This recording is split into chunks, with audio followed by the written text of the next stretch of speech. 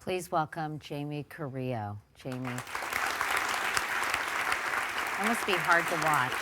It is. It's difficult hearing. It is hard to watch, I'm sure. I mean, when I watch it, I think, wow, you are one gutsy woman to do that. I mean, really.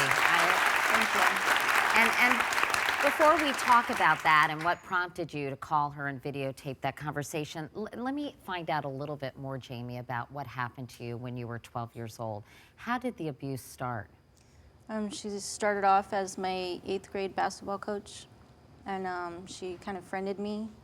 And the first incident had occurred in the bathroom, in the girls' locker room at the school. She started kissing me and touching me inappropriately. She was putting her hands down my pants. Did she say something to you that, I mean, obviously that must have been shocking to you, to say the least. Mm-hmm. After that incident, did she say something to you that made you afraid to tell anybody what was going on? She would always threaten me with, she was gonna embarrass me and tell everybody that I was a lesbian and that I wanted it. She also told me that she was going to kill herself if I ever tried to get away. How long did this go on? And did it escalate? Because I know it went on over a period of years. It started when I was in the 8th grade and continued on throughout high school. Did you feel trapped by this person? And can you Absolutely. describe what that was like for you? She was pretty much obsessed with me. She was very possessive. She was always, controlling what I was wearing. She would control the people that I hung out with. Nobody was ever good enough for me. So. And she threatened you when you would When I try, tried to get when you away. told her you wanted to leave, and she even jumped on top of your car once, or Yeah. her car, and Whenever we'd argue, she would, I'd try and get away from her. She would rip the phone cords out of the wall, and she'd take my cell phone and break it so that I couldn't call anyone. She would, I tried to get in my car and leave, and she jumped on the hood of my car so that I couldn't go anywhere, and I thought I was going to run her over. Sounds like she's sort of terrorized you. Absolutely. What about your family, Jaime? Did anyone know what was going on, or have an inkling that you were spending way too much time with this woman? Well, everybody knew that I was spending a lot of time with her, but, she had everybody fooled. She thought that, everybody thought that she was somebody to be trusted. Even your mom kind of thought, well, she's a responsible adult. I'd rather have Jaime hanging out with someone like her than getting in with the wrong crowd, right? Yeah, she had a lot on her plate. She was taking care of 5 kids by herself, and that's a difficult thing to do on a minimum wage job.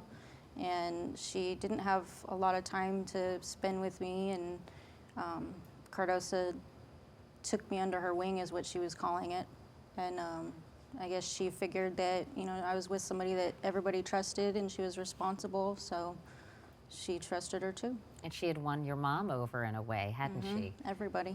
Why at 28 did you decide to confront this woman and then videotape it and post it on YouTube? Well, my stepdaughter had just turned 11 years old, and that's around the time that I had started, this thing with her. And I kept thinking to myself, well, is that okay? Was that relationship okay? And would I be okay with my stepdaughter having that kind of relationship with somebody, a coach, a teacher? And the answer was always no. And it was just always wrong every single time I thought about it. Well, I know that your attorney, David Ring, is here, and I know, David, Jaime was concerned that the statute of limitations would prevent this woman from being charged, but in fact, that's not the case. That's not the case. What happened is California has a very long statute of limitations for these types of crimes. Unbeknownst to Jaime, when she posted that YouTube video, the police saw the video and immediately started investigating, and they've charged Cardosa with very serious crimes. So where does the case stand? The criminal case stands, Cardosa was arrested, and she's been charged with extremely serious crimes, aggravated child sexual abuse. Those crimes there's about 15 counts, and she's in prison on $5 million bail. And she could face a serious sentence if she's convicted. If she's convicted, she could spend the rest of her life in prison.